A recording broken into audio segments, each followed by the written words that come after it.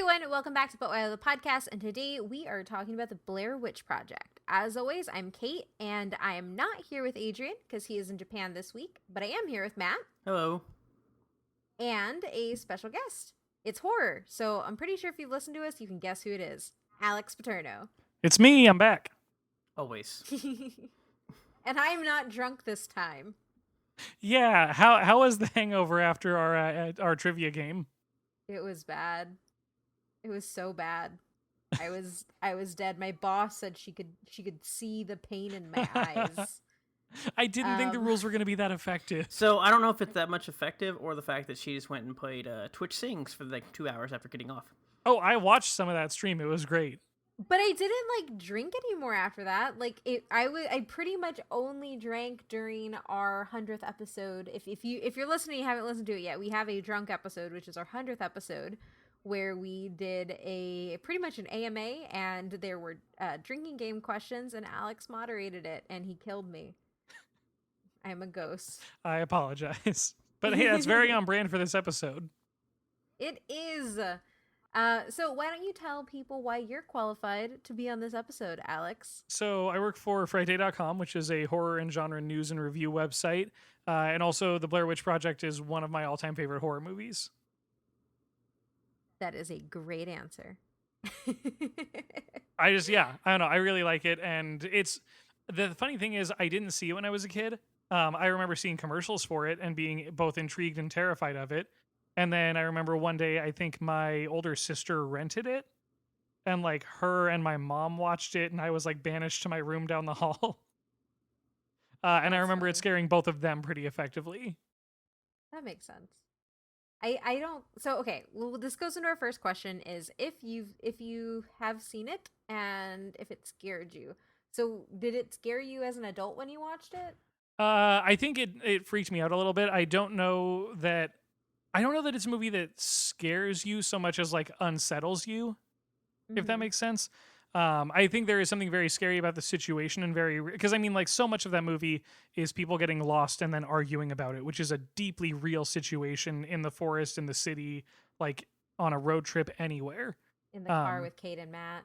I do not get lost. Kate gets lost. I can read a map. It's a long lost skill, apparently. But that's the kind of thing that it's this is so realistic, and I've been camping, I've been in the woods, and so I think it definitely is scary, and I think if I had to say one way or the other, I would say sure, it scared me, it did have an effect on me. I guess it just doesn't feel like a traditional frightening horror movie, if that makes sense.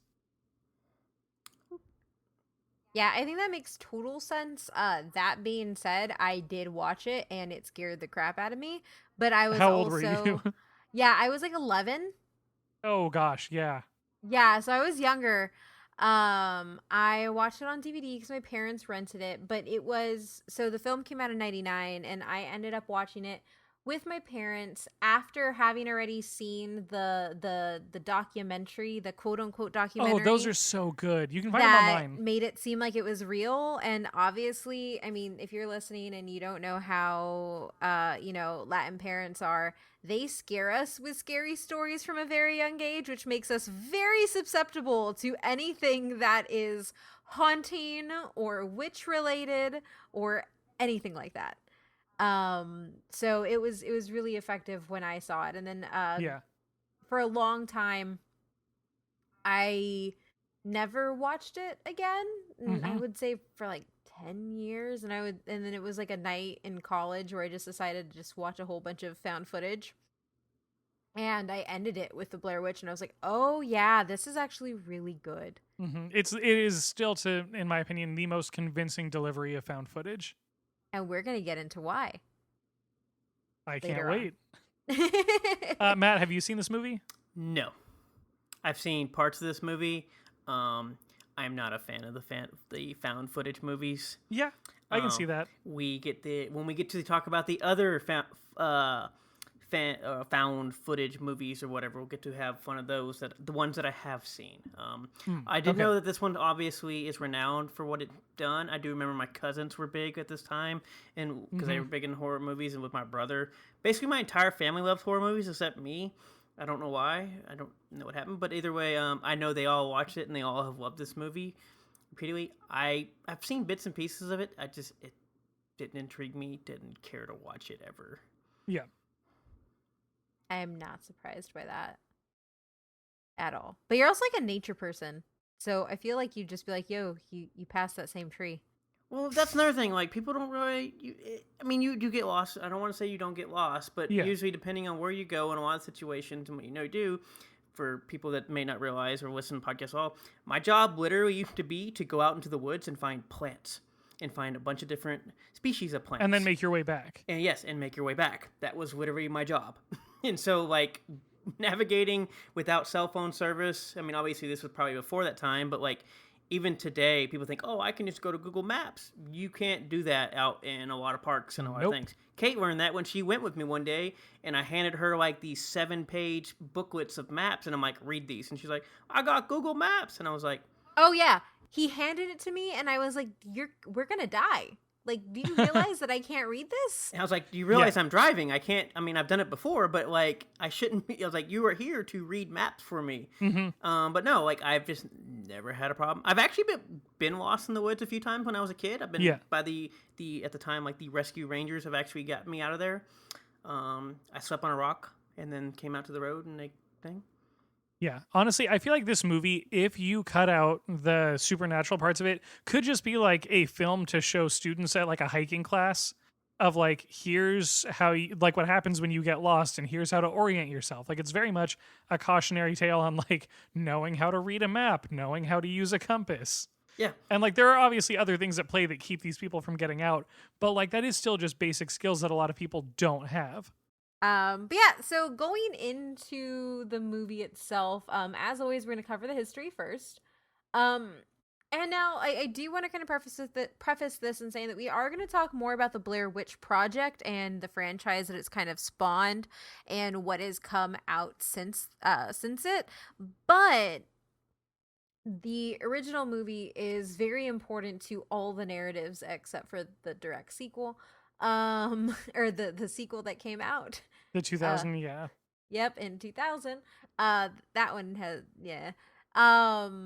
so just so you can orient yourself, we are going to talk about it all, but we're going to start here and we're going to move through it. The Blair Witch Project is a 1989 American supernatural horror film written, directed, and edited by Daniel Myrick and Eduardo Sanchez. It tells a fictional story of 3 student filmmakers who hike in the Black Hills near Burkittsville, Maryland in 1994 to film a documentary about a local legend known as the Blair Witch. The 3 disappeared, but their equipment and footage is discovered a year later.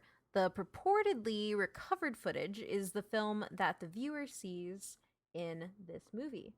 The Blair Witch Project is minimalistic, but there is actually so much thought that goes into it. Oh, yeah. So the film began its development in 1993 when Merrick and Sanchez were film students at the University of Central Florida. And they were inspired to make the film after realizing that they found documentaries on paranormal phenomena scarier than actual traditional supernatural horror films. So the two decided to create a film that combined styles of both. In order to produce the project, they, along with Greg Hale, Robin Cowie, and Michael Moneo, started Haxan Films, and the namesake for the production company is based on a silent documentary horror film called Haxan, which in English is the Witchcraft Through the Ages. So eventually what ended up coming through this development was a 35-page screenplay for the film. And this is the cool thing, and this is the reason why it feels so real when you watch it, is because they intended so much of the dialogue to be improvised, which is why their script is so small. So they ended up putting a casting call advertisement in Backstage Magazine, and essentially what it said was they just wanted people they were going to be in the woods, and they wanted people with improv experience. So they ended up casting I didn't put their full names here. Heather Donahue, my long-lost cousin. Josh Leonard and Mike Clark? Mike Williams. Williams. I knew it was a second first name. So Heather Donahue, Mike Williams, and Josh Leonard. Yeah. And those are their actual names, and those are their names in the film. And that's the thing, is that's part of what made this. I mean, it would be hard to pull this off now because of social media and whatnot, but like part of what made this work so much is that they grabbed nobodies, and then by using their real names, if you looked it up, you would find something. Yep. And the other thing too is it adds an authenticity when you're when you're in the woods alone and you're supposed to be acting, but you're hearing your name called out.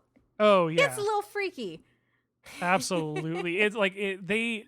I don't know if have you seen the oral history of the Blair Witch that they published a few years ago? I have not. Okay, so it's a long read, but well worth it. And they talk about some of the things that they did to get the performances that they did. And so, aside from things like, let's use their real names, it was like when they wake him up in the middle of the night, like not necessarily warning them, I think was one of the things that they did. Or maybe they did just to make sure the cameras were running, but like they didn't explain what they were going to do. And then the one that I thought was funny is they would leave dead drops to inform the actors of like what's going to happen next or what to do. But they would be addressed to them individually, so they would get conflicting information on purpose. Yep. And I have that a little bit down below because the cool thing is they actually had them in film canisters.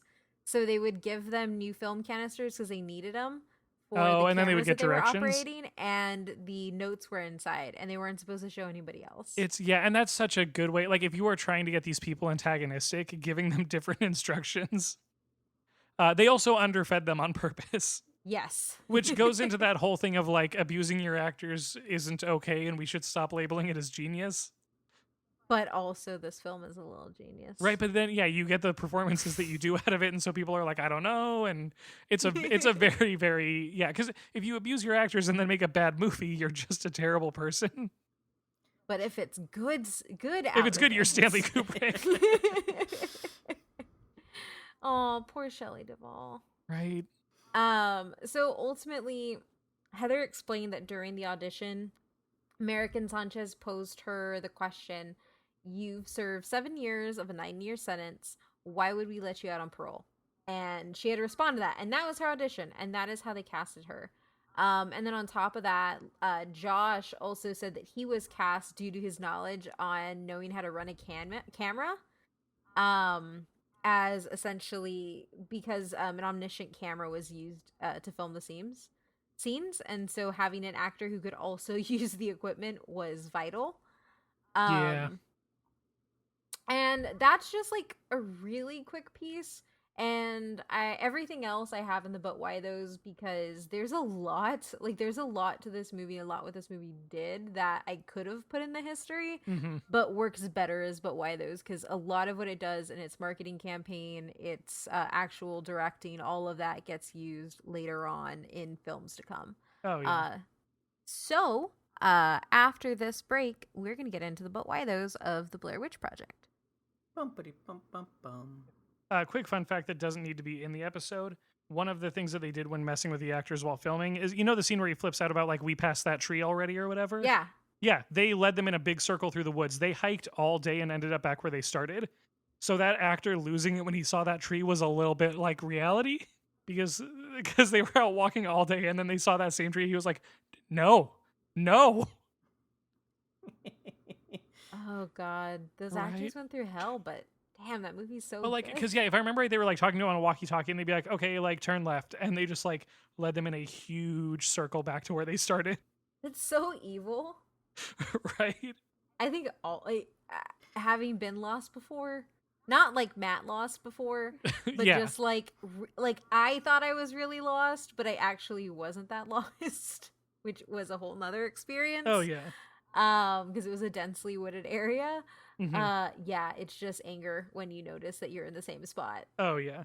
Oh, that was the other thing, is that parts of when they were filming this, they were literally like 10 yards from a trail or like a paved trail with people on it. It's all about camera angles. Anyway, back from the break. Back from the break. Yeah, so the first but why though is going to be found footage, because it kind of has to be. The Blair Witch Project is credited with popularizing the found footage technique, which has later been used by successful horror films and franchises like Paranormal Activity and Cloverfield. the way they shot the film leaned far into the subgenre, and it's something that I hope we see replicated again, because I don't feel like we've gotten No. a type of, I mean, to be honest, I don't know if somebody could treat their actors the way that these guys treated their Yeah. actors and get away with it, but because they leaned so far into it, like we've already Hmm. explained, using the cast's real names, using actual townspeople as well. Oh, that So was great. some of The the town, interviews are so good. yeah. So if you don't know, some of the townspeople interviewed in the film weren't actually actors. That's so Some of good. them were Planet actors, but the cast didn't know that they were actors. Oh yeah. And so all of this secrecy and maneuvering helps lend to I guess like an authenticity to the found footage Hmm. quality of the film that I don't think I've gotten from a found footage film. It actually no, capture kill was it capture kill Capture Kill release? Release is a rough found footage one, but it's good. It's really good. As far as the townspeople interviews, though, I want to say the one I think that in rewatching it gets to me the most every time is when they're talking to the woman who has the child with her, and the kid starts trying to like cover her mouth and tell her no, and like doesn't want to hear it, and it Yeah. was like this is like grounding this a lot, like this whole interaction. It's scary. Yeah. It's to me so rewatching it now, like I'm not scared like I was when I was a kid, but there's just so much that lends to it. Like it's like watching The Strangers or something. Yeah. Somebody breaking into your house could be a reality. Those townspeople really lent to it. I mean, even right down to like the types that they grabbed, because there was like the woman with the child, there's the old lady who claims to have interacted with the witch, there's the two fishermen, one of whom wants nothing to do with talking about Yep. this. Like all this stuff that just like really, really lends to this is how a town might react to an actual legend around it. Mhm. That and again, like I just really feel like I was very susceptible to this ploy Oh, yeah. because like that is how people in my fam and how do you so as much as there are people like your parents who don't believe in the kukui or genuinely don't believe in La Llorona or something, there are actual people in our communities who will swear up and down Hmm. and like that they've seen La Llorona or that they've seen the donkey lady or that like they felt La Mana Peluda. Like it's whenever I see Hmm. anything like that and it's even close to being real, I don't want to mess with that. Yeah, not at I all. don't want to be there. So it kind of sets it really easily. But yeah, so beyond that, like I said, they had all of the actors kind of operate equipment. So Heather actually ended up getting a crash course in operating a camera. And they've said that she modeled her character after a director she had once worked with, noting her character's self-assuredness when everything went as planned and confusion during crisis.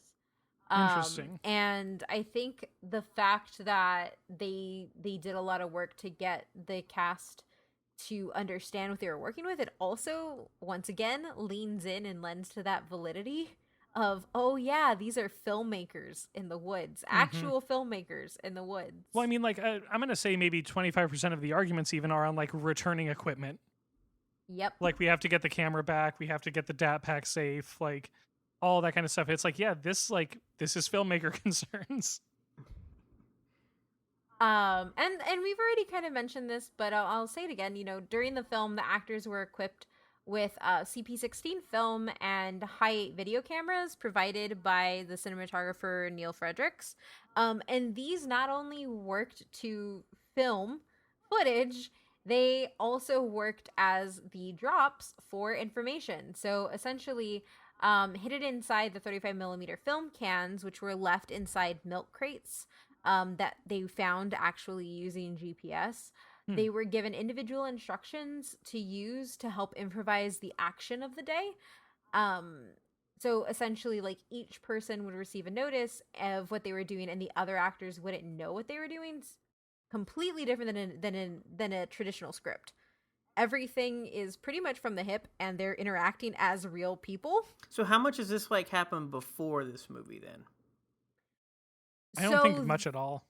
No, yeah. So this style hadn't been done. Found footage had been done, but this type of immersion, I don't believe had been done. No, not at all. I think that this was them pushing into, like you said, like just a let's take this idea that we've seen and try to bring it into the horror genre because we think it's scarier. And I think the idea of like, it's found footage, something in terms of the cameras they use, the quality they used, even how they film, it all has a very home video feel to it that found Mm-hmm. footage hasn't really done since then. And Yeah, so I I guess. think, Well, maybe the Poughkeepsie takes.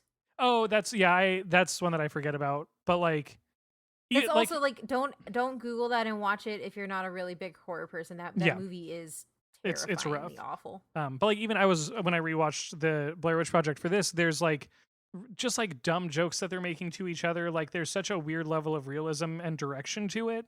Like literally at one point someone falls on their butt like climbing up a hill, and then someone else films their butt and is just like, "Oh, I see a dirty behind," and it's like that's dumb. That wouldn't be in a movie, like ever. But it feels very home video. And I think all so the other thing is too is like not only did they use these kind of like these realistic approaches with the cast when it came to interacting with each other, producer Greg Hale also used his prior military training Oh to no. essentially harass the three people throughout the woods. He would harass them at night. He was the one that actually talked about depriving them of food to make them a little hungry and Oh, that was agitated. his plan. That was his plan. Um and essentially like according to the filmmaker's commentary in the on the commentary track on the Blair Witch Project, the unseen figure that you end up seeing as Mike is shouting about as she's running away from the tent is Hmm. actually the film's art director, Ricardo Moreno, who was wearing white long johns, white stockings, and white pantyhose pull over his head. That's so funny. And the funnier thing is they were actually supposed to show him to put in the actual Bell Witch, but Oh, they didn't get the interesting. right camera angle from Mike. Oh, okay. Yeah, I knew that So I had hold heard on, that they hold had on. intended to show something there. Yeah. What, Matt? So Mike is filming this, and Heather's the one shouting, correct? I think they might both have a camera. I think they both have a camera Okay. because Mike and Heather are the two that have cameras. Okay. I No, Mike thought. has the DAT pack and Josh has the camera. Oh, Josh has the other camera. Yeah. Okay, that's right. Josh has the black white camera, I think, and Heather has the handheld. And sometimes Mike uses the handheld. Yeah. It's a lot. But yeah, that's really interesting because I knew that that was part of like the scariness of the movie is that you don't ever see anything. Mm-hmm. And it didn't even occur to me that like the first time I watched it until I got to the end where it was like we literally never saw anything. We heard a lot of things, but there is nothing in the entire movie. Yeah. Which is part of Good the question, Matt. reason these are hard for me to watch. Yeah. Why? Well, I mean, you see something in the 2016 movie if that interests you more. no. Although I want to say on while we're on the topic of cameras, in rewatching the 2016 one, and this is an impression that I had the first time I saw it. While I understand that they were trying to modernize it for technology and everything, adding the GoPro element and giving everybody a camera, I think let them cheat a bit too much and made it Yep. a lot more cinematic, like cutting angles during conversations and stuff like that. Like there's 4 or 5 points of perspective in the entire movie, like potential cameras, whereas the original one literally has the 2. Yep. Yeah, I thought that exact same thing. Yeah. Because there are times in that movie where I'm like, oh yeah, this is supposed to be found footage. Oh yeah, like when they're around the campfire, because it keeps cutting between somebody's headset and then the camera that Lisa's holding, Mm-hmm. and it's like this is not found footage. Like you are cutting back and forth. And I get that it's compiled from footage, and so technically you could edit it however you want, but that part just like that didn't ring with me the same way that like the scene in the first movie of like once they realize they're really lost and Josh just starts like laying into Heather and it's just like Yeah. him walking closer to her and there is no second camera. It's just a steady shot of one person getting berated. Yeah. Because there's some magic in the restriction, Mm-hmm. honestly. Because it's Absolutely. even one of those things, is like when you think about it, if they had actually been able to get the shot, I feel like that actually would have hurt the film. Yeah, because then people would just be like analyzing, well, what was that? What did we see? Yep. Especially since Um, there has not yet, I think, been an official depiction of the Blair Witch. mm-mm. No, I think there's a little bit in the video games, but I don't think the video games are canon. I don't think so. I know. So there's the whole like the monster in the 2016 movie is supposed to be a victim of the Blair Witch. The girl in Book of Shadows 2 in the hospital is just some random girl. There's nothing in the first one. There's like sketches, I think, in like the dossier book that they put out. But even that is like just somebody's interpretation. And there was a toy that came out from I think McFarlane or something that is supposed to be the Blair Witch, but I don't think it was actually signed off on. Oh yeah, so I think it's also weird too, because like the Blair Witch ends up coming into like this weird continuity stuff where a lot of people don't look at other things. So specifically the 2016 movie, the direct of Adam Wingard, right? Is it Wingard? Yeah, Adam Wingard. Yeah. So Adam Wingard, his approach to the 2016 movie was to only take into account stuff that Merrick and Sanchez had signed off on and were what do you call it? Directly involved with. That was the only type of lore or anything that they took into consideration. So, essentially, what the Blair Witch Project does is it inspires a whole bunch of films. Most famously, Paranormal Activity, which is in its like, was it like in its 7th movie now? Something like that. It should stop. Okay. So off of Paranormal Activity and onto the other ones. I call it Wreck. I don't know what other people call it. That's what I call it. Okay. Wreck is another really good one, held in really high esteem. Cloverfield, Yes. The Last Exorcism, which is actually pretty good. Yeah. Troll Hunter, which is like amazing, and you all should watch it. I think it's still on Netflix. Yeah. Chronicle, Project X, which I haven't heard of. That's the Heard of party it, one. haven't seen it. That's the party one. I don't know. It's one with the giant party. They throw a huge block party. Oh, then they film it. Yeah. Yeah. Yeah. And then basically you had a bunch of imitations actually come up with that, like in actual real life, and then it turned. Yeah. I into- remember now. And then it led to a bunch of people getting shot, and it was yeah. Oh, it's stupid. Mhm. And then there's VHS, which is also one of my favorites. Yeah. And a lot of these are available on Netflix. So is you should check which them one out. was the one that you were? Is VHS the one we were watching? No, what's the one we were watching with the Facebook thing? Is that on here? Does Oh, that count? Unfriended? No, that's Unfriended. I that love count? Unfriended. Does that count in here? No, that's monitor horror. Yeah, it's a different thing because it's not found footage. So like all of these are found footage, so something that you would go and you would find outside of a computer. And then Unfriended or Searching, those movies take place on the computer screen itself. And this is why horror is whatever, because I can just name an item and call it a horror. No, it's more nuanced than that. I will say, though, looking at this list, what I like is that the most successful of these found footage films that have followed are because they blend it with a different genre. Yep. Like Cloverfield is just kaiju found footage. Yes. Yes. And then I Chronicles also... is a superhero found footage, isn't it? Yes. And then Yeah. Project That's a Party found footage. And then Yeah. Troll Hunter is the movie that I've always It's just monster found I footage, keep right? wanting to watch that one because it looks cool. really I think I good. attempted to watch it, but I was like, I don't want to watch found footage crap. And because I thought it would be the subtitles that threw you off. Oh no, didn't get that far. Is it not in English? I thought it wasn't. It's not in English. Okay, yeah. So No, shaky camera on top of reading. Yeah. Yeah, that's a lot. I think, but actually, I think my favorite found footage that I've seen recently is Capture Kill Release is really good, but Creep. Yes. Creep is probably one of my favorite found footage films ever. Is that about It's- the deaf? Was that with the deaf girl? Mm-mm. Okay. No, that's Hush. No, that's It's Hush. Hush. Creep is a man answering a Craigslist ad for a videographer, and that is all that I will say. Okay. That just already sounds like a bad idea. It has the guy from the League, Mark Mark Duplass. Duplass, or no, Mark Yeah. Duplass. And then just to put it on here, because everybody likes to crap on M. Night Shyamalan, and I actually think Split was good, and so was The Visit, which I thought was a really good found footage horror movie.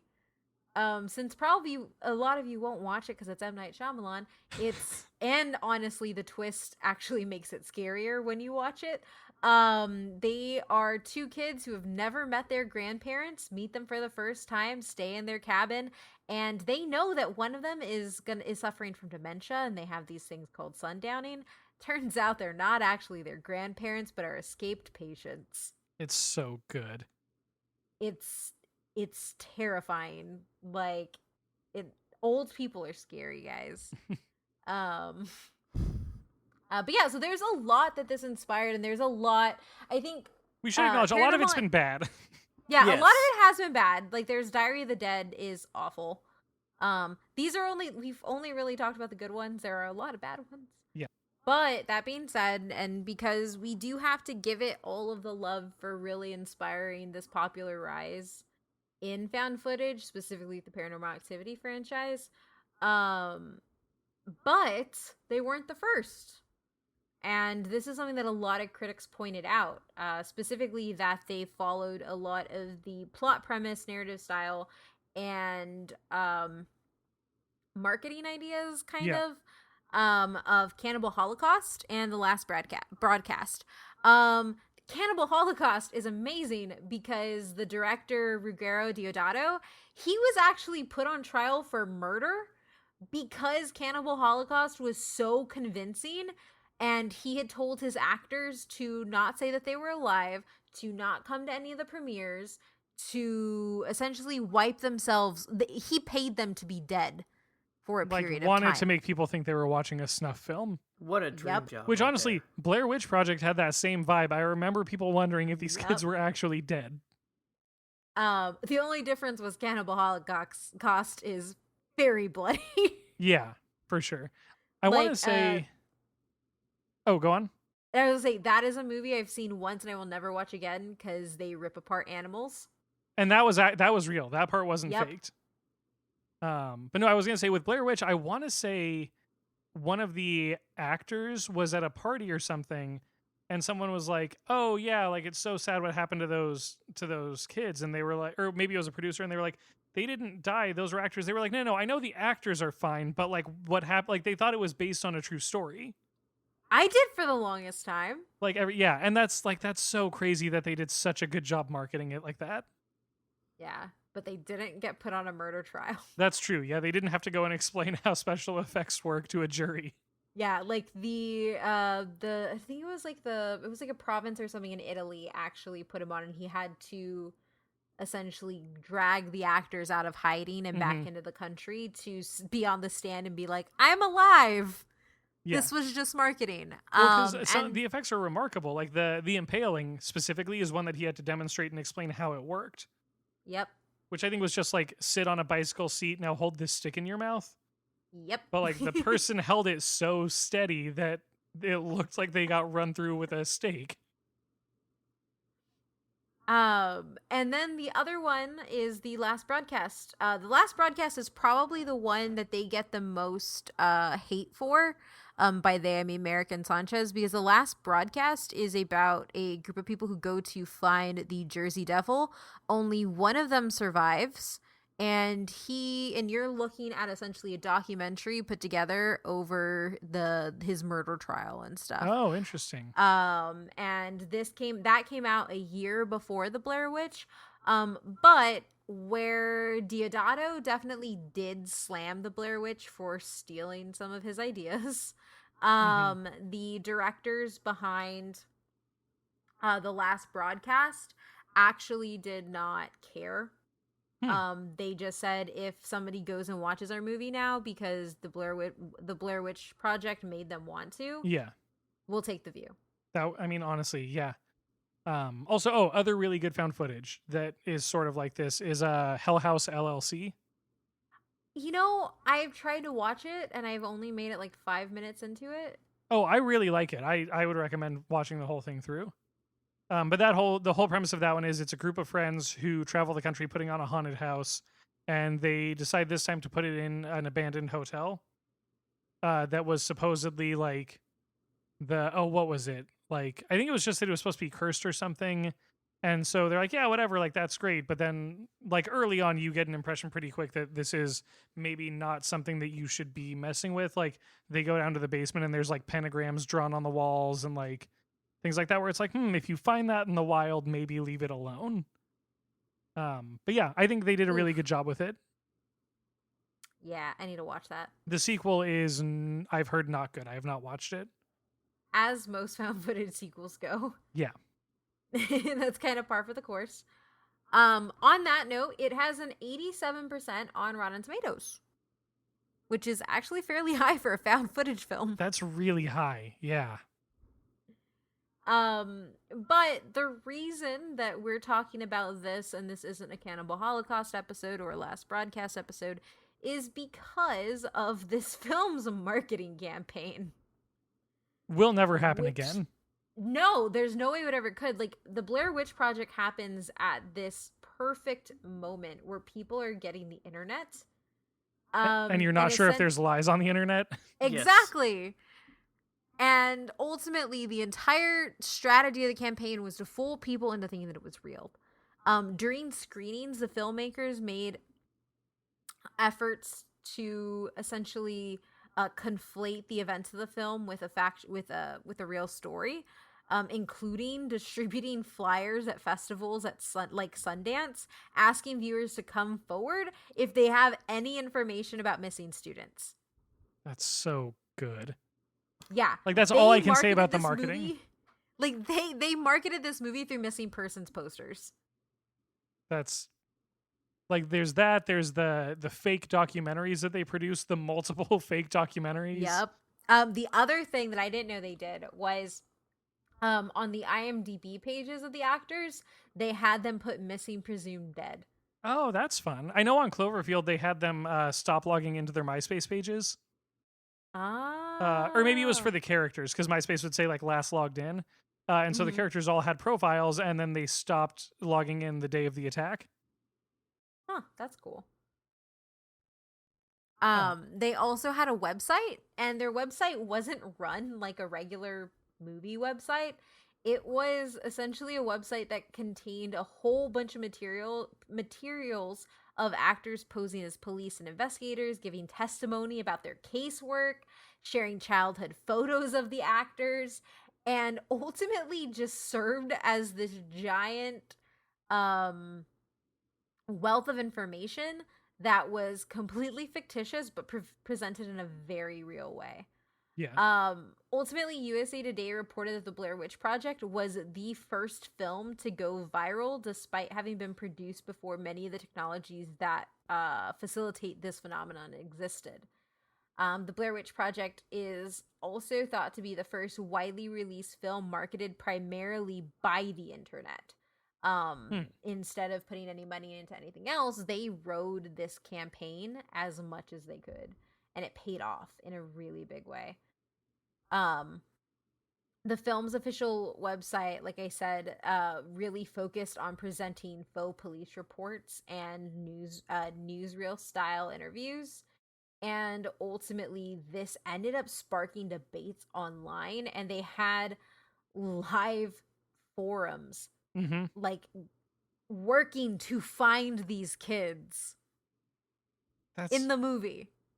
It is really remarkable that, and again, it's because the internet was in its infancy as far as the public is concerned at that point, and it was this thing of like information passed around. It moved a little bit slower because like an investigation like that could be done so much faster now just by the speed of the internet.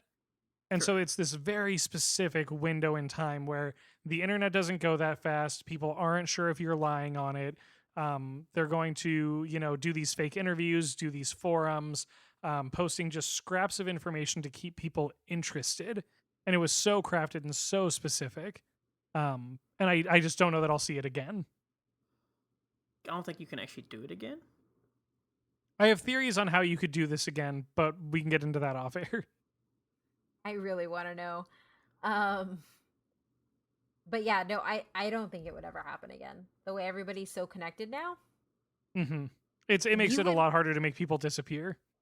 yeah, because the other thing is too is in order to make that happen, you would have to have people who either are not on the internet at all Mm-hmm. or are so obscure nobody would notice their profile. But a lot of times these days, like in order to be an actor, you have to have an Instagram and you have to have a Twitter Mm-hmm. and you're networking and you're doing all these things, even if you're any sort of content creator, which like essentially what these people would be. Like Yeah. that's Well, just there was that like YouTuber or Instagram person or whatever who did a found footage film that they released via Snapchat. huh. But if I remember right, it wasn't a very good movie, and um, B, I don't think they tried to trick people into thinking it was real. I'm not sure. Yeah. But I feel like that isn't like the worst idea. Is but you would need it to be like if you have to have someone obscure, then the distribution on their Snapchat is going to be nothing. Yeah. So having a celebrity do it, but it's like really like a celebrity basically tweeted their own supernatural experience in death, like that doesn't work. Yeah. But I also think that it opens the world for more films like Unfriended. Mm, yeah. Which I know a lot of people in the horror community have like mixed feelings about monitor I horror and all I think that it's stuff. fun. Have you seen The Den? I have not seen The Den. I would recommend it. It is found footage about someone who, on like a chat roulette style site, stumbles upon what appears to be some kind of weird human trafficking torture type thing or something like that. And yeah, it's Okay. monitor horror and very chat roulette centric. But yeah, it is a pretty like bleak film. Nice. I also think horror movie, not found footage or monitor horror, but I really think it kind of should have been was Cam. Oh, I forgot about that one.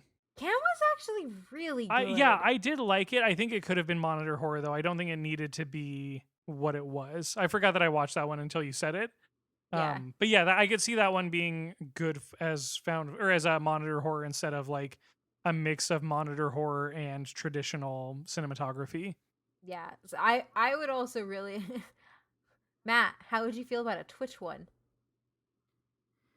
Yeah, I mean, I'm sure people have already tried it. I mean, I don't know. Or Huh? is your head just saying log off? Yeah, for the most part. I mean, yeah, I stuff don't. starts going sideways. You close your browser. I mean, I don't even like. Yeah. That's the hard part when we watch Unfriended with this whole thing because you're like, this is crazy thing, and I'm like, why'd they just not log off? Just press X. Well, and okay, so that's a problem is that there is no established modern myth around ghosts and technologies. Yeah. So I will say in the first one, they can't close any of their browsers, like everything locks up. And they stop trying to get out or close it because they see someone die. And then that's when they're like, "Oh, we actually have to be here for this." Nah, nope. Just turn the Nope. computer off. No. But yeah, so one of the other ways that they marketed this was through The Curse of the Blair Witch. This was a mockumentary that was broadcasted on Sci-Fi Channel in 1999 prior to the release of the film. I saw this the first night it came on. Like, I was like, oh shit, fantastic. this is real. Like, I thought it was an actual documentary on something real. Ultimately, the legends that they end up covering in it describes the killings and disappearances of some of the residents of Blair, Maryland, a fictitious town on the site of Brickettsville, Maryland from the 18th to 20th centuries. Residents blamed these occurrences on the ghost of Ellie Kedward, a Blair resident accused of practicing witchcraft and sentenced to death by exposure. And The Curse of the Blair Witch presents the legend as real, like I said, complete with manufactured newspaper articles, newsreels, They went television heavy. news reports, and staged interviews. And again, like digital archiving ruins all of this. Yes. Yep. I will say, because the one thing I found interested as we're talking about this and all this stuff, having because you said there's no connection because we have no internet or technology and ghosts, and I just don't think you can ever establish that because one, I don't think enough people are, I guess, Nobody has a knowledgeable. haunted computer mouse that they're telling their friends about. Well, not just that, but like if my computer right now just started crashing and doing all these crazy things, I'm not going to tell you it's a ghost. I'm like, man, I just don't understand technology. My computer's messed up. Yeah, I hate my computer is what it turns into. Yeah, I mean, you'd have to do a hard sell to try to convince somebody that your computer's actually haunted and something happened versus like it just malfunctioned. Well, and you could also easily attribute misbehavior on your computer to like a virus or something. There's very logical explanations to it versus like doors slamming in your house and hearing a voice from the attic is its own horrifying thing. And it also turns into like, what can your computer actually do to you? Yeah. Which is why, so I know a lot of people didn't like Unfriended Dark Web, but I actually thought Unfriended Dark Web actually handled this a lot better because it wasn't about your computer being haunted or the ghost of somebody that you made fun of. It was literally a network of dark web people who kidnapped, killed, tortured, and made snuff films for money. That's a better premise. Like, they had actual people break into houses and actual people stalk people. Like, it, in that way, it was more believable. Because I guess unless a haunted computer is like a Ouija board, you throw it out, it comes back. Oh yeah. Hold on, let me find. There's another movie similar to this as far as like, let's make it. Ratter. Have you heard about that one? Mm-mm. It's 60% on Rotten Tomatoes, 5.7. But basically, the idea is that it is somebody who is hacking the webcams of this person that they're stalking. Oh, I don't want to watch that. I don't want to watch that at all. I mean, I thought everybody accepted that these days. I mean, you accept that Google's doing it, but not that like someone who is obsessed with you. Yeah. I mean, I thought everybody had their own personal FBI agent, so I guess I just kind of... Maybe. Unrelated to all of this, but it kind of fits in here with the marketing. Have either of you heard of the Scooby-Doo Project? No. So Cartoon Network aired this once. It was cut up into several segments that were aired over the course of a Scooby-Doo. I do know what it is. Yes. Yeah, I'm going to link to it so you can put it in the Sorry. show notes. But I rewatched it as an adult, and it is messed up. Like, if I remember right, it ends with the death of Mysteries Inc. Like, it is, like, so dark, but so good. But yeah, they aired it once, and then we're like, they got enough backlash that they were like, all right, never again. Well, no, they aired it once, but then what they did was they used to play those interview clips in between shows. Oh, I thought that was how they originally broadcast it, was in chunks. Oh, was it? Okay. I don't know, but I don't know. I've watched it compiled, and it is terrifying. Like, it is such an effective piece of kids' horror. I need to watch it. And it comes from that very weird era of children's entertainment where it's people just seeing what they can get away with. Oh, yeah. So the last piece of this is last piece of this marketing essentially is that they also released something called the Blair Witch Project dossier. This built on the film's true story angle, and the dossier consisted of fabricated police reports, pictures, interviews, and newspaper articles presenting the film's premise as fact, as well as further elaboration on the Ellie Kedward and Rustin Parr legends. So they went all out. Like, they literally targeted any media they could to make it be real and mess with people. Ultimately, director Eli Roth also cited this film's marketing influence for when he promoted the 2002 Cabin Fever, which I had forgot about. Also, never watched the remake of Cabin Fever. It's awful. It's shot for shot and terrible. Interesting. I know that Eli Roth said that he let it happen because he was genuinely curious as to what would happen if somebody else used the exact same script to film a movie. Like, for him, it was just like a fun experiment of like, I wonder what that would look like. It's not good. That's what it looks like. From the acting, the cinematography, like what doesn't work as well? All of it, because it is not as good as the first one. It's because I do 31 Days of Horror, and at the time I was watching about 3 horror movies a day, and I would put them into essentially categories. I made a skin category in which I watched both Jeepers Creepers and then Cabin Fevers. And having watched the 2016 immediately after the 2002, The dialogue is the same. The costuming is the same. The things that they change are like the type of gun and the references. Like Call of Duty comes up. Yeah. The acting is definitely worse, and it is just, it's bad. That's a bummer. Although honestly, It's on Netflix. Get drunk and watch it. I do stand by just the pure experiment of it. Like I think that is actually a really interesting question. Oh yeah, no, I mean, I but agree yeah, too. if it turned out bad, that does suck. But there is something very fun about like, what if we take the same cinematography, the same script, and we just do it again? Yeah, Because Psycho sort of did that in the '90s with Vince Vaughn, and there's a couple things added, but it's a worse film. it's a terrible. Just stop remaking films. Yeah, that would help. Just stop. So all of this marketing leads to this very small but very big but why though, in that the Blair Witch Project is the most successful indie film ever. Yeah. Based on what? Money. It was produced on a $60,000 budget and made $250 million. They were so concerned on saving money that they actually returned the camera to Circuit City that they filmed it on. I feel like Matt's gonna pull something up and disprove what Wikipedia told me. So I was trying to see the Paranormal Activity, and it's, at least from based on what I found, it is off by 11 million in net profit. But also Paranormal Activity was also a studio film. Yeah. It wasn't an indie.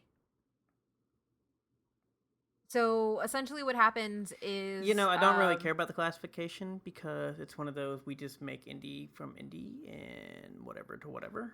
Indie is a big studio, doesn't have the rights to your film until they buy it. And then they distribute it. That is essentially what is the difference. Like, the guys behind the Blair Witch Project made their own company to then make their movie and take it to Cannes. It's like saying Napoleon Dynamite is indie because it's low budget when in reality it was made by MTV. Yep. Well, I mean, MTV's not known for its movies, is it? I guess Movie Today, is it? They've done a lot of movies. Any of them actually good? No. Okay, then. I think That doesn't make it indie. Huh? Doesn't make it indie. I think they did The Perks of Being a Wallflower. Oh, so they did Beavis and Butthead Do America, A on Flux, Dead Man on Campus, A Legally on Flux Blonde the is good. musical, Love, the Tiger Woods story apparently. Yeah, they've produced like a bunch of random stuff. Is it A Dead Man on Campus the one where they keep trying to get with the suicide guy to get free A's? Yes. Okay. It's a really morbid premise. Yes, it is great. But anyway, the Blair Witch Project was an indie movie, Matt. Whatever. The company, it all has to do with the type of company. If a company that is a large studio funds your film, Yeah, but that like, is what a are we studio considering film. about like large company that funding wise? Give me a second. Because I'm like, Paranormal Activity's made on $15,000. It has nothing to do with the amount of money. It has to do with the company that produces the film. But I mean, it's hard for me to sell that indie small film made on $60,000 Because is the difference, but the the production difference is- film on made on $15,000. The difference is the guaranteed slots in a theater. Indie film, like the same reason it's taken us a long time to see Little Monsters get anywhere. Yeah, but We it don't took have over 2 immediate- years to get Paranormal Activity in a theater. Huh? I'm pretty sure it just said it took over 2 years to get it in a theater. But how long was it on the festival circuit? Like, So I think it released on Paramount- the festival circuit in 2007. It didn't say theatrical release till 2009. Oh, never mind. Paranormal is an indie film. Thank you because very it is- much. Well, no, but it's not because of what you said. It's because Paramount bought the rights after it did the indie circuit. I was like, yes, I'm saying it did the circuit, but it doesn't release for another 2 years because there was nothing there. Okay, then yes, it was an indie film. But all the ones after it weren't. That I can Yeah. believe. That I will agree with. But I was saying Yeah. the very first one, I'm pretty sure It was an indie film. Yeah. Blair Witch Project still beat it. by So- 11 million, apparently, at least Still according beat to. it. Listen, though. you Still say that does. like that's a small number, Matt. Well, I mean, considering one's a profit of like 190 and the other one's a profit of 179. No, the profit. We're doing worldwide profit. just off the money that you said. Oh, no. 250 million minus 60,000 is not the number you said. 190? Yeah? Oh, I guess if you go by million, well, it'd be 190. So It's 250 million minus Whatever. 60,000. Yeah, close enough. It It made is a lot not of the money. right. I have a liberal arts degree, but that is not but the I can right use math. a calculator. Matt can't do math right now, but Kate keeps trying to explain indie films, but doesn't know what indie films is. So I think that's a tie. That's not how that works. Is that? I think Alex should be the judge of that. I believe that's a tie. What's a tie exactly? I said here? I can't do math right now, but Kate can't tell me what an indie film is, and so I think that's a tie. I told you what an indie film was. I told She you did. Paranormal Activity She was not familiar with the production history of Paranormal Activity. I and told feel you like that's not something Paranormal I Activity was an expect of indie her. film, and you argue that it wasn't. Because I thought Paramount always had it. No, that's what I That thought. was the biggest story about it. It was never like because it was made So on $15,000 like out of somebody's house. Was basically the big. I would like to know why Matt knows more than me and Alex in this realm of horror movie right now. Because I mean, I didn't really care about the Paranormal Activity movies because when I first saw the trailer, I was like, oh, it's just found footage in a house. That's boring. And I What's kind of the wrote it off. What's I'm saying? So basically, it was actually like a big story and why it came out, and it got a lot of publicity stuff. For one, how much money it made. In fact, it was $15,000, but it was made $15,000 based with camera, and basically they did it in like somebody's house. And so like it was like the bare bones of like even almost less than what they even did for Blair Witch Project. And so they found it fascinating, especially in basically that movie comes out in 2007. That's 10 years after we had the internet and everything else. Mm-hmm. And they tried the same marketing campaign of the lady was dead, and then obviously they did it. I will say also, any horror movie that the trailers or commercials have night vision shots of audience reactions, I immediately think they're not very good. That's fair. The Gallows proved that. Hmm. The Gallows is so bad. I don't know that I actually watched that one because again, when I see that in a trailer, I'm like, oh, never mind. Yeah, were they the first ones that sold that idea to us? They were. Yeah, that's what I'm saying. I think it was just like a weird thing of like they just tried to sell audiences.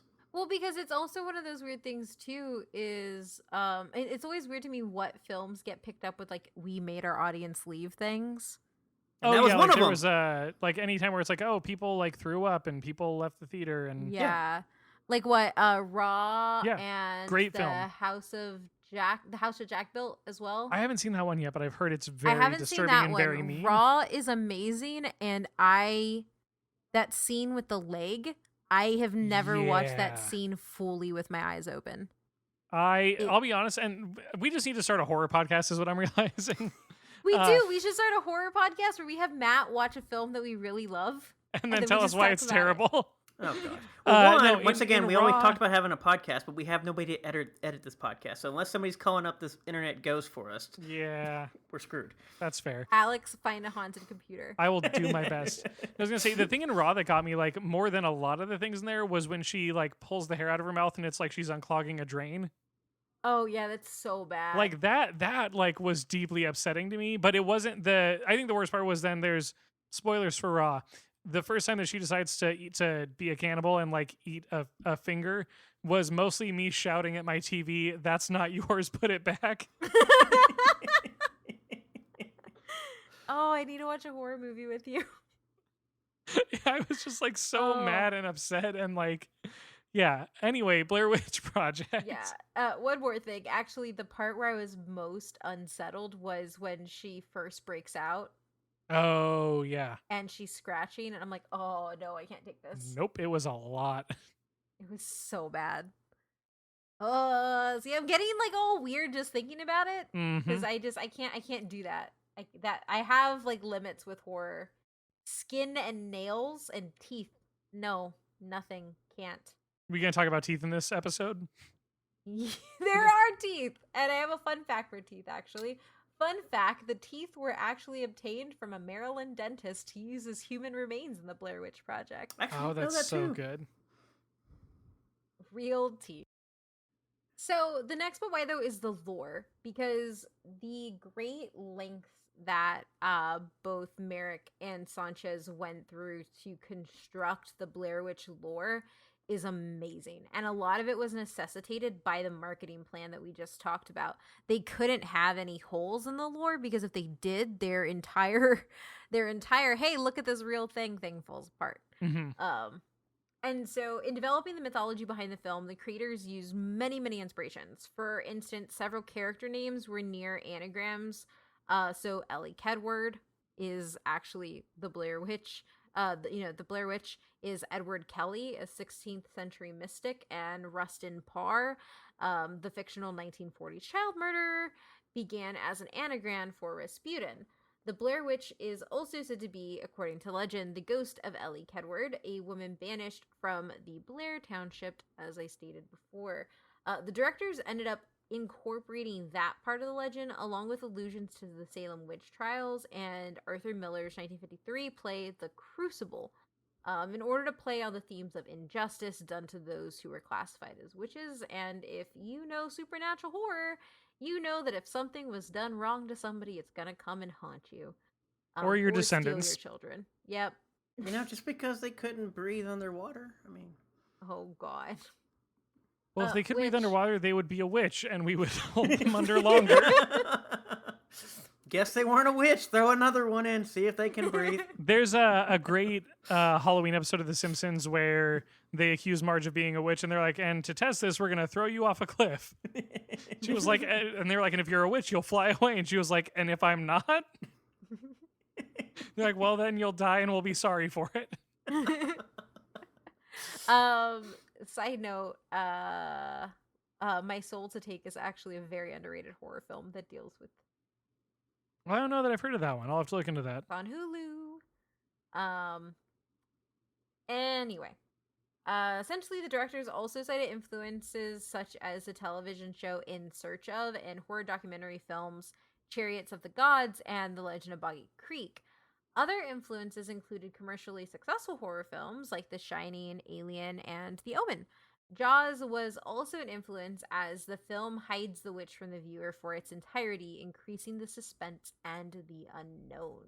After the film was released in late November 1999, the historic house that they ended up using for the set was actually overwhelmed by fans, and they started breaking pieces of it off. Because one, they actually, some of them believed it was true, and so they actually, which just, you think this is true, so you do it too? Like, I don't get it. Like, oh, this building is haunted by a ghost that murdered 3 teenagers. Let me go take a piece of it. Yeah.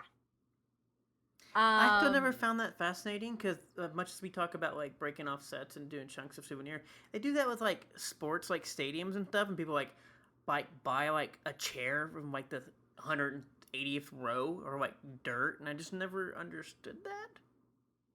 Yeah, but that feels less like you're tempting the devil. Obviously, but still, like taking a chunk of the kingdom home. I mean, I don't know. People have pieces of the Berlin Wall. I guess But that's like a really significant Well, cultural... no, but I'm saying like are we other. comparing the What I'm Berlin saying Wall is to that the kingdom? all you have at that point is you just have a piece of concrete. Yeah, I know.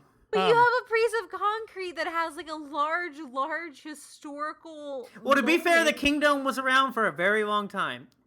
The Berlin was. Wall essentially acted as a way to kill people. No, I'm not saying I'm not saying that it's not like a noteworthy history thing. I'm just saying that like the act of taking pieces of like buildings or whatever, it's like you end up with like a plank of wood or a piece of concrete, and like ultimately the object itself is completely unordinary. Like other than what it symbolizes. No, that's fair. I mean, it's the same thing you see happen in a lot of like religious religious pilgrimages and stuff. Like they'll go to a place, they'll put sand in a bottle. It's like, oh, I have it here with me. It's like, no, you don't. That's just sand. Like it's cool that it came from that place, but you know, It's is no ultimately longer in that it's ultimately place. sand. And then Except for you're actually ruin your probably the ecological factors depending on how much sand, what sand, and if you get any insects or bacteria and everything else. Yeah. That's why you're not supposed to take dirt and soil across the states. There's laws against that. Ultimately, the house ended up being torn down the following month after the film released because of how overwhelmed Yeah, it, I don't town get the was. impression that the town appreciates this film at all.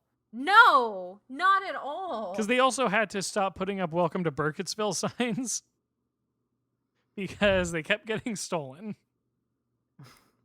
I mean, I would steal one.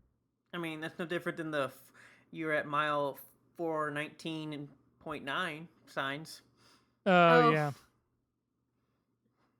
No, I get it. But yeah, I know that I feel like the town just does not care for this film at all, and it makes sense. I think that tourists have a bad relationship with filming locations. Like the Goonies house got shut down because people were just like littering and leaving garbage out, and the people who bought the house didn't want to have to deal with it anymore. And it is on a private road.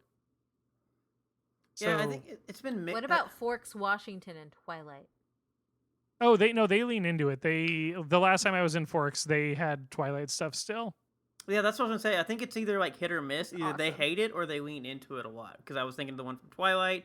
I think there's a few other ones. Like we went to the restaurant in California where they leaned in. Like they filmed Top Gun here, and it was like Yeah. everything. Oh yeah, Kansas City barbecue. Yeah, they filmed. And everything was Top Gun. There was so much Tom Cruise in that freaking restaurant. Matt was in heaven. Because of Tom Cruise?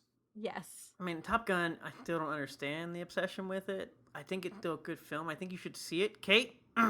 But I don't understand the obsession with it. Hey, I have told our patrons before that they can have us watch it.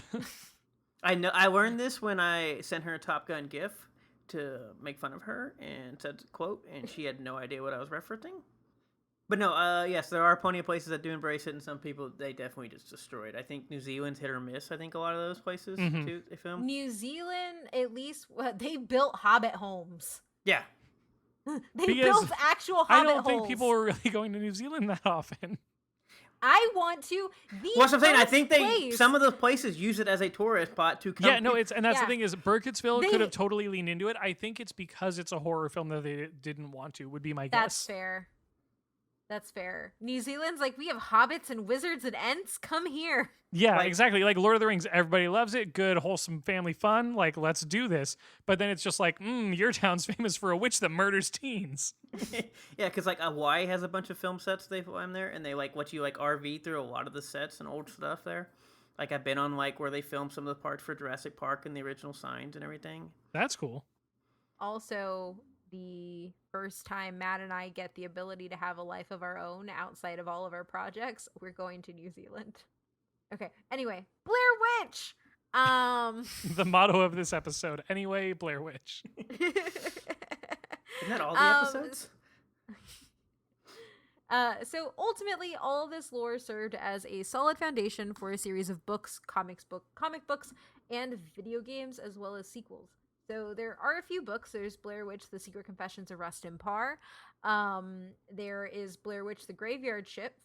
And then the most famous is a series of 8 young adult books entitled The Blair Witch Files, which were released by Random House's subsidiary Bantam, and the books center on Cade Merrill, a fictional cousin of Heather Donahue, who investigates phenomena related to the Blair Witch, trying to find out what really happened with our 3 teenagers. Yeah, and so then there's comic books. In 1989, Oni Press released a one-shot comic promoting the film titled The Blair Witch Project #1. And then in 2000, coinciding with the release of Book of Shadows Blair Witch 2, which it bugs me that is the format of the way they named that. It is not Blair Witch 2 Book of Shadows. It is Book of it's a bad Shadows title. Blair Witch 2. And especially because the first one was the Blair Witch Project. So calling it Blair Witch 2 instead of Blair Witch Project 2. Yeah. It's bad. It should have just been Blair Witch: Book of Shadows. Yep. Done. Somebody hire Alex. He Seriously. names things good. Man, if I could work on a Blair Witch movie, actually, that would be really fun. Is that why you didn't say your theories of how this could be worked out? Of course it is. I'm not giving away my secrets.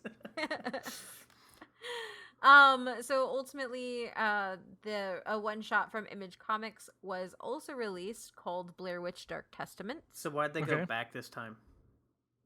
What do you mean? So we have Blair Witch Project, then Book of Shadows Blair Witch 2, and then they go back to Blair Witch Dark Testaments. It's a comic book. It doesn't matter. The other one was a comic book too. I don't know. None of this makes sense. Book of Shadows is a movie. Book of Shadows, Blair Witch 2 is the name And of I the don't second fully movie. understand why it's called Book of Shadows. I don't either. Is there a book in there? No. Well, No. kind of. But not It's really. not, but it's not like an important book. It's not like it's like the Necronomicon or anything. Yeah. Bad title for a bad movie. That supposedly had a more interesting initial cut. Yeah. And then there is a volume of video games that were released in 2000. They were computer games. They were really simple. Just it was like the Blair Witch Volume 1, the Blair Witch Volume 2, and then it had it was Blair Witch Volume 1, Rust and Par, Blair Witch: The Legend of Coffin Rock, and then the Ellie Kedward Tale, which are three very large sections of the lore. Mm-hmm. And the first one is the only one that people liked, really. Okay. I have not played any of them. I've thought about it. I played the first one, and I've watched like compilation videos of all of them to kind of like learn more about the lore of the Blair Witch, because there is a lot that exists there. I love the lore. I will probably play the new game, is what I'll say. Yes, which I'm going to bring up I'll just bring it up here. So at this year's E3, they announced a new Blair Witch game called Blair Witch. It is made by the amazing Bloober Team. Which, if you don't know Bloober Team, they do Layers of Fear 2, The Watcher, really great psychological thrilling horror. And their entire focus is it's a linear narrative. You play as a cop who is late to a search party, and he has to try and find the people, and he ends up getting lost. And he has a dog that guides you, and it's an AI, so essentially it has its own mind. It can go its own places, which I don't even know if I can play this game, because I feel like that is just going to stress me out, because I don't want that baby to get hurt. Mm-hmm. And now, so this is, so the new Blair Witch game from Bloober Team is not a direct sequel. It's not a prequel. It is just a game that happens within the Blair Witch universe. So it utilizes the Blair Witch lore setting. They're in the I think it's like the Black Hills. The Black Hills Woods, yeah. They're in the Blackwoods Hills. You have the house, and most importantly, they have a camcorder feature. Essentially, you end up finding a camcorder and you end up picking up tapes, and so you use, at least this is just from what they've said during E3, you use those tapes. You can fast forward them, rewind them to solve puzzles in the game and to guide you through things. That being said, I lost my absolute everything and yelled with excitement when this game was announced, because the trailer for it ends with a guy standing in the corner, which, it's so ominous. Yeah, like if you have seen the Blair Witch Project, there are two pivotal scenes. The one where you see up her nose and she got boogers coming out of it, and the man standing, is it Josh that's in the corner? It's Mike. Mike, and it's Mike standing in the corner. Those define it. Yep. Also, apparently when they filmed that shot, she didn't realize that it was as zoomed in as it was. That wasn't the intended cinematography for it, but it worked so well. But yeah, so I'm really excited for the new Blair Witch game. I think it is going to be an amazing expansion to the existing universe. I trust Bloober Team to do it right, and I really, really hope that, at least from what I've seen, the immersion is going to be there. I want it to just completely mess with me. Yeah, I'm going to say, don't hurt the dog. The one thing I'm not looking forward to, and this is maybe just pessimistic and curmudgeon-y of me, is streamers playing this game. Because it's hard to stream a horror game without like overreacting and being kind of an idiot. Yeah. And I feel like this is one that's going to be trying to do something. I think that also depends on who you watch, to be completely honest. That could be, yeah. Because I know there's plenty of people that have like specific horror game like streams, whatnot, in which they full-fledged let into it. Like I've seen people that actually have like a heart rate monitor attached to them, and they'll put their heart rate on the screen. That's the kind of transparency we need. Yeah, and so so you can like follow along with their heart rate. They have like obviously, I mean, there may be a little bit something, but it's not one of those we're just going to try to rag and see what happens on this game. It's more of like we're going to try to immerse myself while talking along with like you can actually see things Yeah. of what's going on with me. I want to say one of the first comments I saw in the trailer video said something like, I can't wait to watch Markiplier play this or something. And I was just like, I'm done. I'm not like, no offense to Markiplier, but like if that's people's reactions to a game trailer is, I can't wait to watch somebody else play this. Like, Yeah. I get it, especially because it's horror and streaming is a big thing, but it was just like, why don't you want to play it? Yeah. So I will say that this is one of the things, at least, that I saw with Layers of Fear 2 that I really like about Bloober Team's PR or whatever. Mm-hmm. I think it's PR. I don't know. I don't know if they run their own stuff or they have a PR agency. But anyway, there was one of the devs over there was looking for specific horror content creators. So whether it was horror creator, like Mm-hmm. or review, So I should reach out is to what I'm hearing. stream, you should. Like, I mean, I want I'm going to to message reach out. Byron 1 second. I want to reach out because I want that game now. But what I'm saying is Bloober Team actually, for review purposes, streaming purposes, that type of stuff, like yes, they market, but for me, they actually feel like they deeply care about the horror community that is consuming their product, which isn't the norm for a lot of companies that produce horror content. It's usually marketed for normies. But yeah, I left E3 with Blair Witch being probably my most hyped single player game. Oh, for sure. Because that's just who I am. And I feel like it's honestly not that often that horror gets like front and center at E3, let alone at one of the big three's presentations. So yeah, this felt big. Entirely. So beyond that, you also have the sequels. There's a documentary called The Woods Movie. I have not seen this. Yeah, so it came out in 2015, and it is an actual documentary on the making of the original Blair Witch Project. Awesome. And then, of course, we've mentioned them a whole bunch, but sequels. This film has 2 sequels. A sequel entitled Book of Shadows was released in 2000. Don't spend your money. If you have a free credit, watch it. But I will say this is the movie that, as much as I heard everybody tell me they loved the first one, I remember everybody being all pissed off and hating this movie. Yep. Because it's nowhere in the Well, realm it's of not found footage. That's fine, but I'm saying it had such an effect of like, I may not have seen either one of these movies, but I knew exactly like, people loved this movie, people really hated this movie, and I didn't need to do anything else to actually watch this movie. Honestly, go watch the trailer for it, and it tells you everything you need to know. It's not even found footage, right? No, it's not.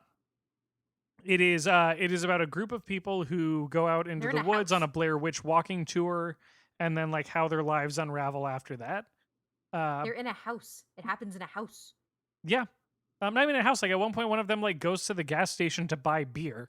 Like it's like full cinematography. There's an element of found footage in that they filmed themselves on their tour and they rewatch it every now and then. But yeah, it is in the opening. It is quote based on found footage and police records. So it's supposed to be a dramatic reenactment. It's bad. So bad. Yeah. Because there are also yeah, I haven't watched it in forever. I kind of do want to go watch it again so I can remember. Yeah, how go bad hate watch it. But yeah. So outside of that atrocious sequel in 2016, Blair Witch, which is the official, like the actual sequel to the movie, was announced at San Diego Comic-Con, and the film was originally marketed as The Woods, so that it would be an exclusive surprise announcement for anybody who was attending the convention. It's directed by Adam Wingard. It does not acknowledge Book of Shadows. However, Smart. Wingard has said that although the version does not reference any of the events that transpired in Book of Shadows, he does not see his film as necessarily discrediting it. It just means I don't like it, and it may exist, but I'm just gonna act like it's not existing. Honestly, tonally, the second movie doesn't fit with the entire franchise or mythology. Like, there's a weird, like, drug-fueled orgy in, like, the first half hour of it.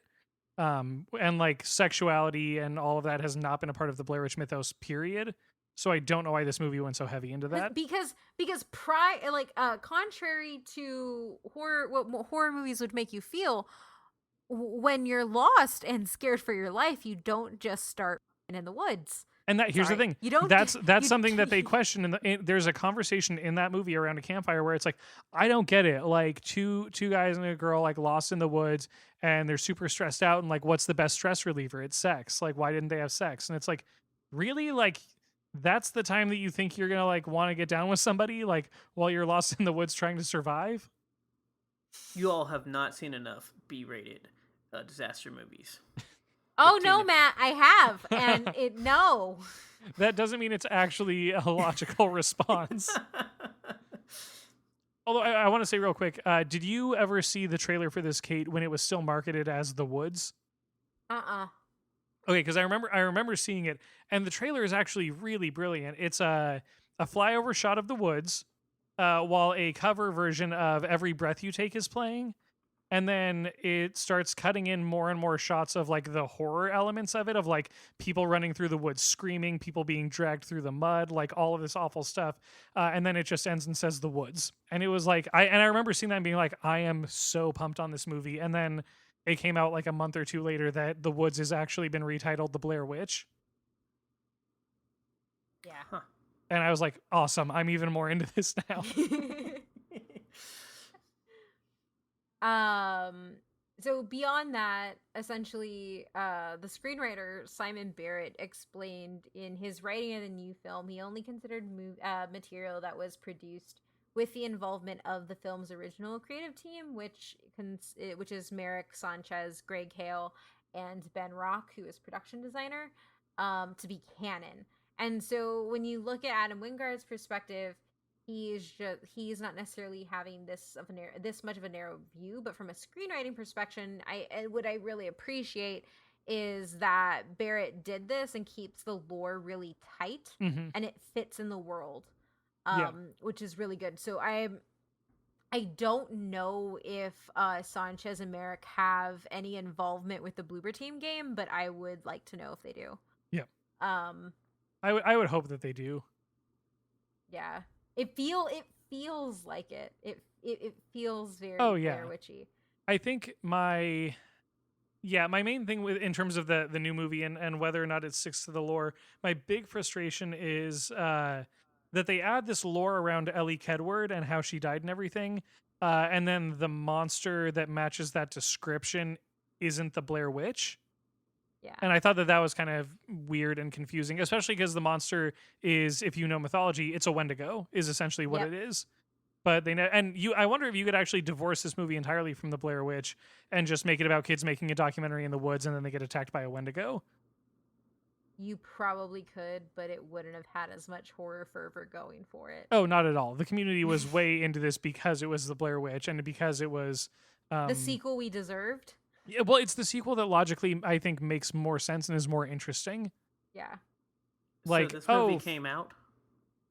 Yeah. Yeah. Well, I did. Oh, like 2016. All I got from this was 2016. They had a surprise trailer revealing it was Blair Witch. Oh, yeah. Oh, sorry. Yeah, it came out. I have no idea. 2016. Yeah. So Book of Shadows is about fans of the original film, and then this one is the younger brother of Heather, who was 4 when she went missing.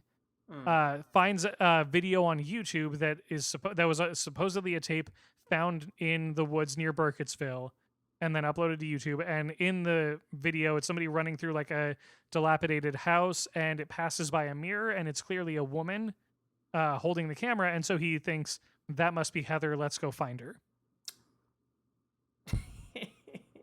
And I mean, it's again the idea of like the family's involvement and the actual motivation for wanting to go in the woods makes way more sense to me than just like, oh yeah, like I really liked this movie. I get it. Okay, I'm sorry. I just had to laugh. It's just kind of like I saw a video of my, I guess, sister that disappeared. Of my sister who disappeared like almost 20 years ago. Yeah, I'm gonna go find her in the woods. Yeah. And then his friend is making a documentary film about him. She doesn't really care about looking for Heather or the Blair Witch or anything like that. She just has to make a final project for her class. Okay. But then they go into modernized tech. Like they bring a drone. They all have headset cameras. Yeah. I actually like the drone work. The drone I thought added a really fun element to it. But the headsets, again, interesting concept, but then they abused it to make it more cinematic, and it didn't work for me. Yeah. Which is one of the reasons why I really like the style that the new video game is going with, is because you're put in the perspective, like, you're going to find the footage as you go, and Yeah. you're going to use that footage. Like, it's not about you making the footage or anything like that. It's about you using what is there and being a detective about it. Yeah. Without going into those, like, oh, you abuse this mechanic too much. Mm-hmm. Yeah, so wait, there's one more thing. In October 2017, Sanchez revealed that he and the rest of the original film's creative team were developing a Blair Witch TV series, though he clarified that any decisions would ultimately be up to Lionsgate, who owned the rights. And then in 2018, it was announced that the series will be released on the studio's new subsidiary Studio L, which specializes in digital releases, but we haven't heard anything else after that. But I am 100% down for a Blair Witch TV series, which might be why Bloober Team is making the game. That would be really fun. I think that you could do something really good with it. And I mean, also you could then take. Now, granted, the found footage part gets a little bit lost because, like, how long are you going to be able to film 20-minute segments or whatever before you run out of battery? But I do like the idea of, like, you're out in the woods for like a while, so cutting it down to an hour and a half movie, which I think every movie comes in at like a tight hour 30. But giving people more room to play with that and show what happens could be interesting. So, final but why those? Ow. From us? Yes. Oh. Yeah. So I think that the Blair Witch matters because for the franchise as a whole, and especially the first film, because for like a brief instance, it made the world magical again. In that, as a child, childlike wonder comes from this belief that things are magic and these otherworldly things exist and these crazy things can happen. And you sort of lose that as you grow up and you start finding yourself more and more concrete. And then this movie came out, and for just a brief minute in 1999, everything was magic again, and this could happen, and no one was sure what was true. And I think that by popularizing the genre and everything that they were able to do, and to bring people together, people who aren't even a fan of the horror genre, to bring those people together, like, that's a really powerful thing to have done. And again, I always value horror because it's a way for people to explore fear in a safe environment. And honestly, it's like a way for people to bond. And I think that it's great for all that. But I think the big thing is that for just a brief minute, everybody believed again. And that's really interesting to me. Why did I let Alex go first? Because I just started talking. Because Matt gets to go second going. I love that Alex uses some bunch of kids dying in the forest as believing in magic. Well, when you say it like that. Obviously, I don't know why Kate did let Alex go first, because obviously I was trying to go, and then Alex took off, and I was like, oh, I can't stop him now. I definitely don't have anything close to what he just said. You know what happens when Alex enters monologue mode? I know. Obviously, like Alex said, it definitely sparked where people didn't know what was real. Apparently, magic, I guess is the word. It definitely was an interesting way to, like, start as the internet, per se. And I don't know whether it led to a bunch of distrust in the internet or trust in the internet. Either way. But, I mean, obviously, there's still, before time thing. But it is correct that this comes in a part where it is super slow. And then, obviously, it leads to a bunch of sequels and a bunch of other found footage that are just, they happen. Obviously, people like them. Solid. No, I genuinely respect that. That was good. It was... I don't really like found footage movies. It's hard to do. It's something I do say that's very unique of the time frame it comes out. It may not have been the first, but I think it obviously, just from what I remember, because obviously 1980, none of us were even born. But it's something that's very unique in the sense that, like, we may have it may spawn up, and we get more and more of them, but you're just not, one, obviously, apparently, because of labor laws, but two, you're just not going to get basic human rights getting in the way. Yeah, you're just not gonna get that again because of technology, and we talk about that on many of the horror episodes. We're eventually going to get so much technology that just they're going to be genre of horrors that literally just disappear because it's just you can't. They're going to pull that become off. period pieces, Yeah, you just can't do it anymore. or they'll become the new Child's Play, which leans into technology. And and into so many other things. Have you seen it? No, not yet. I just know that they went real heavy on like smart technology as a basic premise, and I think that's really smart. So now that we have the movie pass for Draft House, I'm gonna probably go see it. I need to go We see it already paid soon. for it. Once I do, we'll talk. But yes, I think it's definitely like a cornerstone in horror and the uniqueness of what it does. And I guess it's cool we're getting these games, and hopefully the games, I think you can do a lot of more fun stuff, and whether people want to play it on their own or watch somebody, which is an actual thing. Whether or not people like watching getting people scared. I mean, you don't need to film the audience doing weird things. It's kind of fun, yeah. But yeah, I just don't think we're going to see anything like it per se. Like, you can do some things. I just don't think you're going to be able to do this again. Yeah. Yeah, and I'm gonna end this with a call to action to any studios out there, or indie filmmakers. I want this to happen again.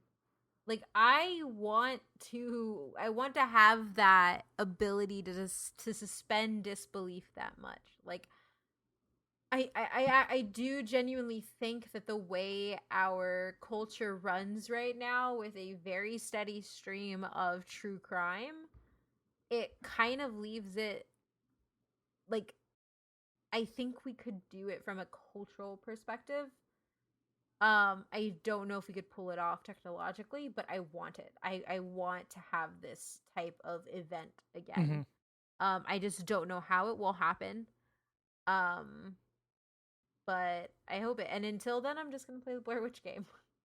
And rewatch the original Blair Witch Project. Like, it holds up. It does. Surprisingly. And it's one of those things where, because it has so little bells and whistles, it's great. And I can watch it now 20 years, 30 or 20 years? 20 years. 20 years. 20 years later, and still be as in love with it now as I was when I first watched it. Or I guess in awe of it. So yeah, make me scared again. Make me scared like I was scared then again. Which I know is a harder task because I'm not an 11-year-old child. If you learn how to read maps, you won't ever get lost. Oh, shut up, Matt. Anyway, Alex, thank you so much for joining us for this episode, as always. Yeah, it's always really fun to be on. So why don't you tell everybody where they can find you? You can find me on Twitter at MostAlwaysAlex. I have another podcast, at least for a little bit, called What We Talk About When We Talk About, which is a pop culture podcast. I also have Game Boys, which is a co-op gaming podcast, as I mentioned earlier, Frightday.com for genre news and reviews. Awesome. Thank you so much, Alex. Thank you. And as always, you can find us at But Why Though PC on all of our social medias. We are most active on Twitter, so hit us up there. And if you liked this episode, if you want to support us a little bit more, head on over to patreon.com/butwhythoughpc. And for $10, you can actually make us watch a movie of your choice. Make it Blair Witch Project. So Matt can see it. Make it Book of Shadows. Oh, God, no. Why would you put that into the world? Just to let you know, it is Outlaw Country in Patreon, which means if you give a bad movie, I will tell you how bad your movie is. And I do not that's care. why I want. That's why I want Book of Shadows, because I want Matt specifically to tear into it. Alex is going to become a patron just for that one episode. I've hurt so many apparently people's feelings because they like these movies, and apparently I do not. I mean, you went off on Akira. That movie is awful. That movie is terrible. I will be interested to hear your review of the live action. Anyway, and you can find me at OMMythRandier on Twitter. Matt? You can find me in the woods, where I will use actual technique and proper thing to not get lost by following a map and compass, and you can follow trees and the way moss grows, and then you can also make stuff in the dirt. It's great. You follow the sun. It's lovely.